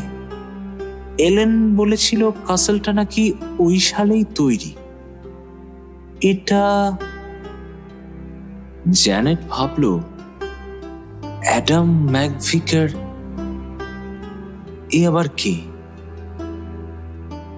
এখানে তার নামই বা কেন খোদাই করা? আকাশ কুসুম একটা কল্পনার মধ্যে ডুবে গেল জ্যানেট। হতেই তো পারে হয়তো ফ্রেজার্স পরিবারের কোনো মেয়েকে ভালোবেসেছিল এই অ্যাডাম, কিন্তু সম্পর্কের কোনো সুপরিণতি হয়তো ছিল না, হয়তোবা আত্মহত্যা করেছিল। আবার এও হওয়া সম্ভব যে এই লোকটা হয়তো ছিল সেনাবাহিনীর কোনো একজন তরুণ অফিসার। 1809 সালে কোনো একটা যুদ্ধে গিয়ে সেখান থেকে আর ফিরে আসতে পারেনি, তাই তার স্মৃতিতে এই কাসল। কিন্তু কোনো যুদ্ধ কি হয়েছিল 1809-তে? জ্যানেটের ঠিক মনে পড়ল না। যেটা হবার সম্ভাবনা সব থেকে বেশি সেটা হলো যে এই লোকটা হয়তো দুর্গের কনস্ট্রাকশনের সময় পাথরের কাজ করত, ম্যাসন ছিল, যাতে কোনোদিন ওর নাম এই বিশাল রাজকীয় কাজের স্মৃতি থেকে না মুছে যায়। তাই হয়তো একটা পাথরের মধ্যেও নিজের নামটা খোদাই করে লিখে রেখেছিল। সময় বদলে গেছে, কিন্তু ইতিহাসের এক টুকরো প্রমাণ যেন শতাব্দী ধরে বয়ে নিয়ে আসছে এই একটা পাথরের টুকরো। একটা অচেনা মানুষের নাম, একটা অচেনা পরিচয়। ভাবনাটা কেটে গেল একটা শব্দে, একটা পায়ের শব্দ। সেটা আসছে ঠিক ওর পিছনের দিক থেকে। ও ছাদের যেই জায়গাটায় দাঁড়িয়ে আছে সেখান থেকে পুরো ছাদটাই দেখা যায়। জ্যানেট পিছনে তাকিয়ে কিন্তু কাউকে দেখতে পেল না, কিন্তু স্পষ্ট বুঝতে পারল একটা পায়ের শব্দ নয়, এখানে কম করে দুজন তো আছেই। ও করিডোরে যেরকম শব্দ পায় এটা তার থেকে আলাদা। এখানে কেউ তাড়াহুড়ো করছে না, হেঁটে বেরিয়ে যাচ্ছে না, বরং খুব মৃদু চালে যেন ঘুরে বেড়াচ্ছে। জ্যানেট ভয়ে পুরো কাঠ হয়ে দাঁড়িয়ে রইল। ওর মনে হলো অদৃশ্য দুটো মূর্তি যেন ফিসফিসিয়ে পরস্পরের সাথে কথা বলছে। তাদের একজন পুরুষ আর একজন মহিলা, এবং তারা রীতিমতো প্রণয়ে লিপ্ত। শুধু ফিসফিস কথা নয়, সাথে হাসির শব্দও পাওয়া যাচ্ছে। জ্যানেট চুপচাপ দাঁড়িয়েই ছিল, কিন্তু এবার যেটা হলো তার জন্য একেবারেই প্রস্তুত ছিল না জ্যানেট। ওর মনে হলো অদৃশ্য মানুষগুলো যেন নিজেদের মধ্যে কথা বলতে বলতে এবার ওরই দিকে হেঁটে আসছে। ভয়ে ও এক পা করে পিছোতে আরম্ভ করলো। পিছোতে শেষে ছাদের দরজার পাশে গিয়ে লুকোলো। আর ওর পায়ের শব্দ পেয়েই ওই অদৃশ্য গলা দুটো হঠাৎ থেমে গেল। তারপর ভেসে এলো একটা তীক্ষ্ণ ফ্যাঁসে মহিলা কণ্ঠ, আর সেটা জ্যানেটকে উদ্দেশ্য করেই বলে উঠল, কে ওখানে? কে? সামনে এসো। আমার ব্যক্তিগত মুহূর্তে আমি কাউকে নজরদারি করতে দেব না। বেরিয়ে এসো বলছি। কোথায়? বেরিয়ে এসো। জ্যানেট দু হাতে মুখ চেপে ধরে থরথর করে কাঁপতে লাগলো। সেই মুহূর্তেই সিঁড়ি দিয়ে কারোর ওঠার শব্দ এলো, আর সেই অদৃশ্য গলার স্বর সঙ্গে সঙ্গে মিলিয়ে গেল। জ্যানেট তখন প্রায় জ্ঞান শূন্য। যখন ও চোখ খুলে তাকালো তখন দেখলো এলেন ওর ওপর ঝুঁকে পড়ে ওর চোখে মুখে জল দিচ্ছে। এলেনের মুখও একেবারে ফ্যাকাশে। ও বলল, কি হয়েছে জ্যানেট? জ্যানেট ওকে সব কথা খুলে বলল। এলেন ওর কথা শুনে আর থাকতে পারল না, ফুঁপিয়ে কেঁদে উঠল। জ্যানেট উঠে বসে ওকে জড়িয়ে ধরে শান্ত করার চেষ্টা করতে লাগলো। এলেন চোখ মুছতে মুছতে এবার ওর অভিজ্ঞতার কথা বলতে শুরু করলো। তুই যখন ছাদে এলি আমি তখন ময়দা মাখছিলাম। হঠাৎই আমি শুনতে পেলাম রান্নাঘরের দরজাটা কেউ খুলল। আমি ঘুরে তাকিয়ে কিন্তু কাউকে দেখতে পেলাম না। দরজাটা আবার নিজে থেকে বন্ধ হয়ে গেল। আমার হঠাৎ খুব ভয় করছিল জানিস। আমি শুনলাম কয়েকটা পায়ের শব্দ টেবিলের ঠিক পাশে এসে থামল। তারপর টেবিলের ওপর রাখা বাসনগুলো নিজে থেকেই নড়তে লাগলো। সবচেয়ে খারাপ যেটা ঘটলো, আমি স্পষ্ট দেখলাম অদৃশ্য কেউ একজন চেয়ার টেনে তার উপর বসলো। কি হচ্ছে জানেন এসব? এরপর কিছুক্ষণ আবার সব চুপচাপ। আমিও তখন দম বন্ধ করে হাত জড়ো করে বসে আছি। হরিবল হরিবল। তারপর হঠাৎ কি হলো এলেন? কি হলো হঠাৎ? দেখলাম কে যেন আমার মাখা ময়দাটা মাখতে শুরু করেছে। আমি স্পষ্ট দেখলাম আঙুলের গভীর ছাপ পড়ছে ওতে। জ্যানেট আমার ভীষণ ভীষণ ভয় করছে। চল আমরা রবির কাছে যাই। We shall feel much better. ওরা যখন সবে মাত্র উপর থেকে নিচে নেমে এসেছে বাইরে বেরোবে বলে, ঠিক তখনই রবি দৌড়তে ঘরের ভেতর এসে ঢুকলো। বলল, আরে এখানে কি হচ্ছেটা? কি বসিয়েছো ওভেনে? চারিদিকে ধোঁয়া আর পোড়া গন্ধ। ততক্ষণে ওদের নাকেও পোড়া গন্ধ গেছে। ওরা সবাই দৌড়লো রান্নাঘরের দিকে। ওভেনে কিছু একটা পুড়ছে, এলেনের মেখে রাখা ময়দাটা। আরে এলেন, তুমি এখনো শিখলে না কি করে ইলেকট্রিক ওভেন চালাতে হয়? এই 650 ডিগ্রিতে কেউ টেম্পারেচার সেট করে? এলেন স্তম্ভিত স্বরে বলল, আমি তো ওভেনে কিছু চাপাইনি রবি। আমিও না, জ্যানেটও না। আমরা ছাদে ছিলাম। তার মানে যে অদৃশ্য হাত ময়দা মাখছিল সেই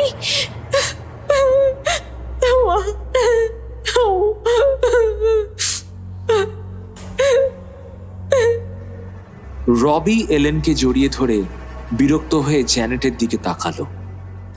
তারপর বলল, এবার এবার সবকিছু মাত্রা ছাড়িয়ে যাচ্ছে। আমি জানতে চাই কে এসবের জন্য দায়ী, এই সমস্ত সো কল্ড অলৌকিক কাণ্ডের জন্য। আশা করি তোমার সাথে এসবের কোনো যোগাযোগ নেই জ্যানেট। যদি থাকে তাহলে আমি বলবো, আমার মনে হয় এই সমস্ত বাজে মজা করা এই মুহূর্তে বন্ধ করা হোক। রবি, আমি নিজেই ভয় মরে যাচ্ছি। আমি কোনো রকম মজা করিনি এলেনের সাথে, বিশ্বাস করো তুমি। তাছাড়া আমি তো চলে যেতেই চেয়েছিলাম। রবি লজ্জায় মাথা নামিয়ে নিল, তারপর করুণভাবে মাথা নাড়তে নাড়তে বলল, I'm sorry Janet, I'm sorry, please I'm sorry Janet. আমি তোমাকে চলে যেতে বলিনি, আমি শুধু I'm really sorry, আমি ওভাবে বলতে চাইনি। I don't blame you at all. আর সত্যি বলতে আমি তো তোমাকেও একইভাবে ভয় পেতে দেখেছি। তোমাকে কি বলবো। পরদিন সকালে এলেনের মধ্যে একটা অদ্ভুত চাঞ্চল্য লক্ষ্য করলো জ্যানেট। রবি কাজে বেরিয়ে যেতেই এলেন জ্যানেটকে ডেকে বলল, তুই কাল রাতে আমার ঘরে কি করছিলিস জ্যানেট? জ্যানেট কিন্তু উত্তেজিত হলো না, শান্ত স্বরে জিজ্ঞেস করলো যে রবি এসবের কিছু জানে কিনা। এলেন মাথা নাড়ল। রবি এসবের বিন্দু বিসর্গও জানে না। জ্যানেট এবার মৃদু হেসে বলল, আমি কাল তোর ঘরে যাইনি এলেন। তুই গিয়েছিলিস, আমার গায়ে কম্বল দিয়ে দিলি আর লাইটটাও নিভিয়ে দিয়ে গেলি। ঠিক সেরকম, যেরকম তুই প্রতিদিন আমার ঘরে আসিস। তুই আর রবি আমার কথা বিশ্বাস করিসনি, তাই আর তোদের বলিনি ব্যাপারটা। প্রতি রাতে একই ঘটনা ঘটে আমার সাথে।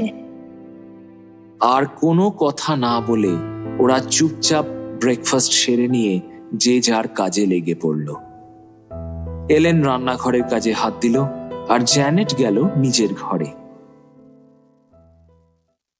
ঘরে ঢুকতেই ও দেখল ওর খাটের ঠিক পাশেই কালো পোশাক পরিহিত একজন মহিলা দাঁড়িয়ে আছে। জ্যানেটকে দেখেই যেন চমকে উঠলেন মহিলা, তারপর হাওয়ায় মিলিয়ে গেলেন। জ্যানেট আর কোন রকম চিৎকার চেঁচামেচি করল না। ওর শরীরে আর যেন ভয় পাওয়ার মতো শক্তিটুকুও নেই।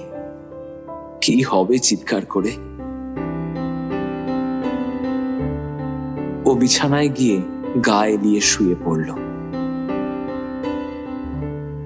প্রায় আধ ঘন্টা পরে হঠাৎ নিচ থেকে ভেসে এলো এলেনের গলা, চিৎকারের পর চিৎকার আর কান্নার শব্দ। ও ধর্মর করে উঠে দৌড়লো রান্নাঘরের দিকে। সেখানে পৌঁছে ও দেখল এলেন মাটিতে অচেতন হয়ে পড়ে রয়েছে। মেঝেতে চারিদিকে কাঁচা ডিম ফেটে পড়ে আছে, চতুর্দিক ময়দায় মাখামাখি। জ্যানেট তাড়াতাড়ি জল এনে এলেনের মুখে চোখে ঝাপটা দিতে শুরু করলো। একটু পরেই জ্ঞান ফিরল এলেনের, কিন্তু চোখ খুলে ও যেন জ্যানেটকে চিনতে পারল না। ও আবার চিৎকার শুরু করলো, জ্যানেটকে ধাক্কা মারতে লাগলো আর কাঁদতে কাঁদতে বলতে লাগলো, রবি রবি আমাকে বাড়ি নিয়ে যাও, আমি আর এক মুহূর্ত এখানে থাকবো না। রবি আমাকে বাড়ি নিয়ে যাও। কি হয়েছে তোর? আমি আর এক মুহূর্ত এখানে থাকবো। কি হয়েছে? আরে এরকম হিস্টেরিক্যাল আচরণ করছিস কেন? Take me. কি হয়েছে? রবি রবি এলেন, কথা শোন। কি হয়েছে সেটা তো বলবি। এলেন, কি হয়েছে? এলেনকে দেওয়ালের গায়ে হেলান দিয়ে বসিয়ে জ্যানেট দৌড়লো রবির খোঁজে। সামনের বাগান, মাঠ, সব জায়গায় গেল, বারবার ডাকতে লাগলো রবির নাম ধরে, রবি রবি রবি রবি। কিন্তু কোনো সাড়া না পেয়ে যখন ও একটা জায়গায় দাঁড়িয়ে এদিক ওদিক দেখছে, ঠিক তখনই পাশে একটা ঝোপ থেকে একটা চাপা কান্নার শব্দ পাওয়া গেল। জ্যানেট সেদিকে এগোতেই দেখল রবি। ও যেন একটা বাচ্চা ছেলে, খুব ভয় পেয়ে অঝরে কেঁদে চলেছে। ওর মুখ লাল, চোখ চেপে বন্ধ করা। ও যেন আশেপাশে কিচ্ছু দেখতে চায় না। ও যেন ভীষণ ভয় পেয়েছে। জ্যানেট পাশে বসে ওকে ডাকতেই ও একবার চোখ খুলল।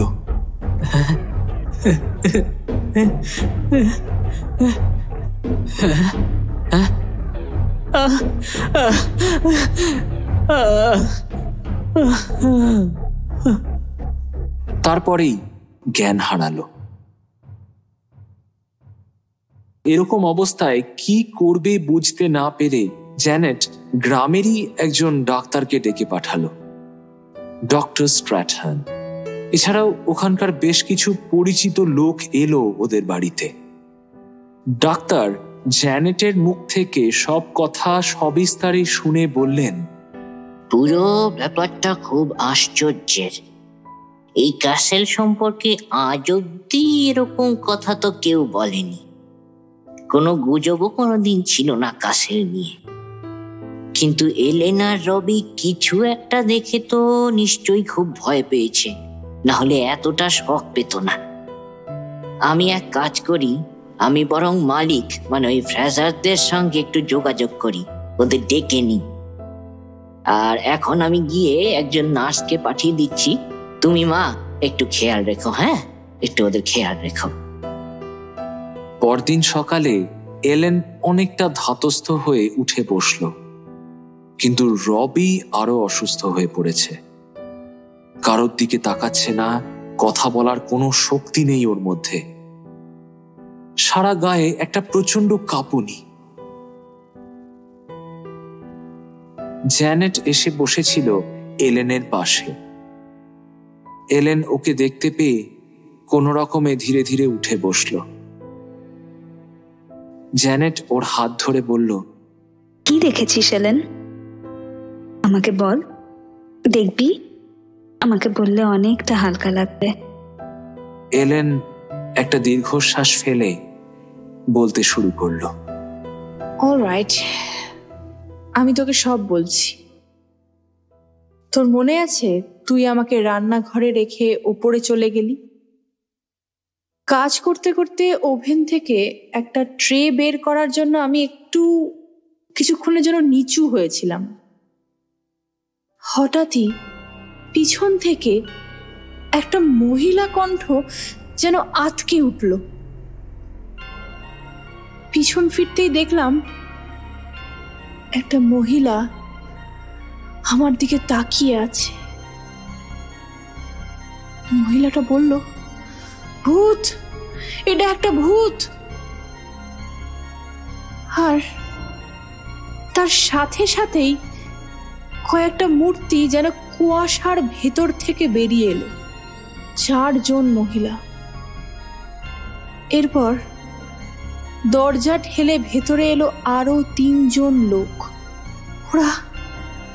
ওরা তারপর আমাকে আস্তে আস্তে ঘিরে ফেলতে লাগলো।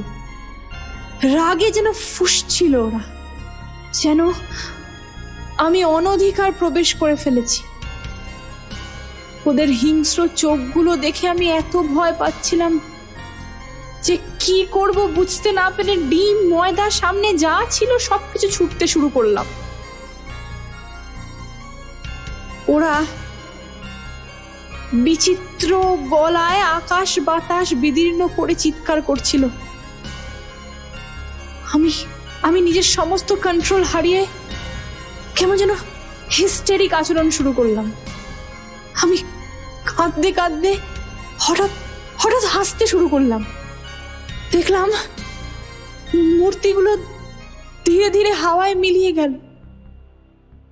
তারপর আমার আর কিচ্ছু মনে নেই। জ্ঞান হারিয়েছিলাম আমি।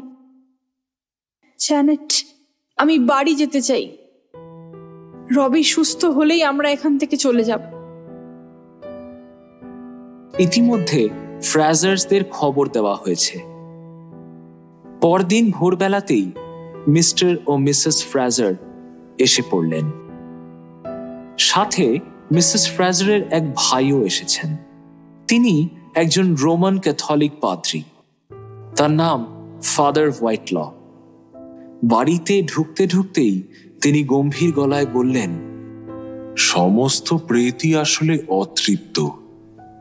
ওরা এই পৃথিবীর গণ্ডি ছেড়ে পরলোকে যেতে পারে না। অতৃপ্ত আত্মাকে শান্তি দেওয়া আমাদের সকলের কর্তব্য। ফ্রাজার্সরা ভূতে বিশ্বাস করেন না, তাই সমস্ত ব্যাপারটা নিয়ে তাদের চিন্তার থেকেও বিরক্তিই বেশি। জ্যানেট ওদের আপ্যায়নের কোনো ত্রুটি রাখল না। চা, জল খাবার সবকিছুর ব্যবস্থা করলো একা হাতে। খাওয়া দাওয়ার পর ফাদার হোয়াইটল জ্যানেটের থেকে বিস্তারিত সমস্ত ঘটনা শুনলেন। তারপর বললেন, তুমি যা বলছো জ্যানেট, তাতে একটা ব্যাপার আমার কাছে জলের মতো পরিষ্কার। এই বাড়িতে কিছু অতৃপ্ত আত্মার বাস রয়েছে। এখন ফ্রাজার্স এবং বাকি সবার একটাই প্রশ্ন, এদের এতদিন কেন দেখা যায়নি? বা বলা ভালো, এদের অস্তিত্ব কেন এতদিন টের পাওয়া যায়নি? আমার ধারণা এই গত কিছুদিনের মধ্যেই এমন কিছু ঘটেছে যার ফলে ওদের শক্তি অনেকটা বৃদ্ধি পেয়েছে। ওরা নিজেদের শরীর ধারণ করার শক্তি পেয়েছে। কোনো এক অজানা উৎস থেকে ওরা এই শক্তিটা পাচ্ছে। সেটা নানাভাবে সম্ভব। নতুন কোনো আত্মার থেকেও কিন্তু এইভাবে ওরা শক্তি নিয়ে থাকতে পারে। এলেনও ওদের পাশে বসে ফাদারের কথা শুনছিল। ওর মুখ থমথমে। ও ফাদারের কাছে জানতে চাইল যে কি করলে এসবের প্রতিকার হবে। ফাদার হোয়াইটল বললেন, এক্সরসিজম করতে হবে। মানে অতৃপ্ত আত্মা মন্ত্র বলে দূরীকরণ করা ছাড়া আর তো কোনো পথ দেখছি না।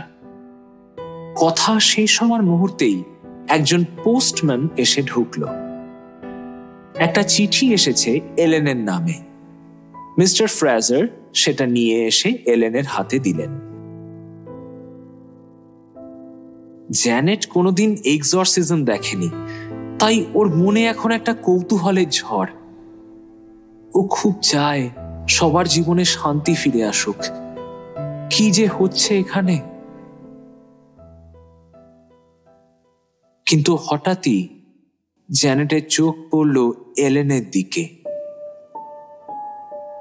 চিঠিটা পড়তে পড়তে এলেনের হাত দুটো কাঁপছে, চোখ দুটো স্থির হয়ে আছে চিঠির কাগজের উপর। এটা কি করে সম্ভব? এটা কি করে সম্ভব? কি হলো এলেনের? ও কি আবার অসুস্থ হয়ে পড়ল? জ্যানেট ওর দিকে এগিয়ে ওকে ধরতে যেতেই এলেন অজ্ঞান হয়ে মাটিতে লুটিয়ে পড়ল। মিসেস ফ্রাজার আর জ্যানেট দুজনে মিলে এলেনকে ধরাধরি করে একটা সোফায় এনে শুইয়ে দিল। ততক্ষণে ফাদার হোয়াইটল এলেনের হাত থেকে পড়ে যাওয়া চিঠিটা তুলে নিয়েছেন। জ্যানেট ফাদারের দিকে তাকিয়ে দেখল ফাদার আর মিস্টার ফ্রাজার দুজনে মিলে চিঠিটা পড়ছেন। ওনাদের দুজনের মুখই সাদা, ফ্যাকাশে, পাণ্ডুর। ফাদারের হাত কাঁপছে। ওনাদের আবার কি হলো? ফাদার ওনার কোটের পকেট থেকে একটা ছোট গোল্ডেন ক্রস বার করলেন।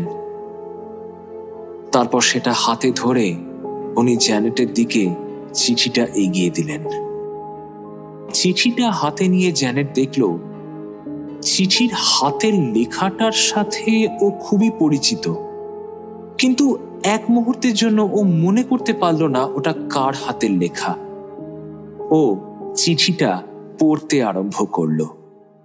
ডিয়ার এলেন আর রবি, প্রথমেই তোমাদের কাছ থেকে ক্ষমা চেয়ে নিচ্ছি, কারণ তোমরা নিশ্চয়ই অনেকদিন ধরেই ভেবে চলেছ কেন তোমরা ডাকা সত্ত্বেও জ্যানেট তোমাদের ওখানে পৌঁছতে পারেনি। জ্যানেট একটু থমকে গেল। ও পৌঁছাতে পারেনি মানে? এবার ও বুঝতে পারল এই চিঠিটা ওর মায়ের লেখা। কিন্তু কি হলো ব্যাপারটা? ও পৌঁছতে পারেনি মানে? জ্যানেট একবার ফাদার হোয়াইটলর দিকে তাকালো। দেখলো উনি ব্যাগ থেকে কিছু জিনিসপত্র বার করছেন। একটা ছোট বই, একটা ছোট রূপোর কৌটো, একটা লম্বা রিবন আর একটা বড় পবিত্র ক্রস। বোধহয় এক্সরসিজমের জিনিসপত্র। যাই হোক, জ্যানেট আবার চিঠিটা পড়তে শুরু করলো। তোমাদের চিঠি পাওয়ার পর ও যে কি আনন্দ পেয়েছিল তা বোঝাতে পারবো না। যদিও চিঠিটা আমি একবারও দেখিনি, তোমাদের সাথে ছুটি কাটাবে বলে একেবারে আত্মহারা হয়েছিল। তোমরা তো জানো ওর চোখের সমস্যা এতটাই বেড়েছিল যে ও অন্ধকারে ভালো দেখতে পেত না। আমি ওকে অনেকবার বলেছিলাম, জানো, সকালে যাস, সন্ধ্যার আগে পৌঁছে যাবি, অন্ধকারে ড্রাইভ করিস না। কিন্তু মেয়েটা আমার একটা কথাও কানে নেয়নি। আর তারপর যা হওয়ার তাই হলো। যথারীতি ও রাস্তা হারিয়ে ফেলেছিল, আর তারপর অন্ধকারে দিক ভুল করে ওর গাড়িটা ইনভারনেসের প্রায় 50 মাইল পশ্চিমে একটা খাদে পড়ে যায়। পরের দিন পুলিশ ওর মৃতদেহ খুঁজে পায়। ওর ঘাড়টা নাকি ভেঙে গিয়েছিল, মাথার খুলি আর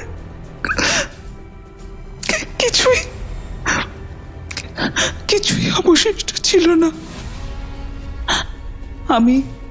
আমি জানি এই চিঠিটা আমার অনেক আগেই লেখা উচিত ছিল, কিন্তু বিশ্বাস করো আমি পারিনি। ও যে আমার একমাত্র মেয়ে। আমি সত্যি কৃতজ্ঞ থাকবো যদি তোমরাই ওর বাকি বন্ধুদের খবরটা জানিয়ে দাও। যাই হোক, তোমরা ভালো থেকো, আমার ভালোবাসা নিও। ইতি Gen Kamakhya.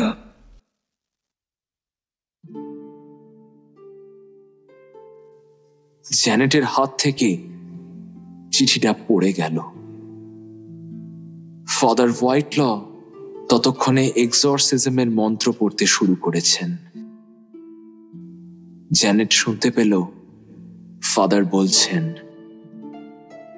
In the name of the Father, the Son, the Holy Ghost, God, whose nature is ever merciful and forgiving, accept our prayer that this servant of yours, bound by the fetters of sin, may be pardoned by your loving kindness.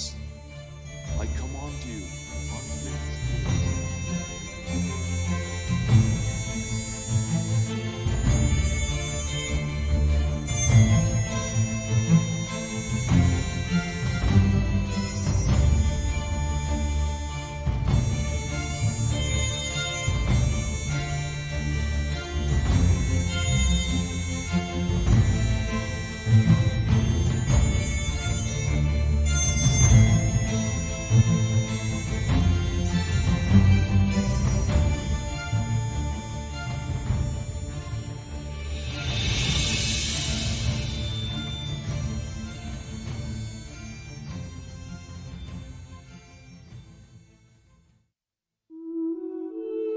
শেষ হলো আমাদের আজকের গল্প দুর্গের ডাক।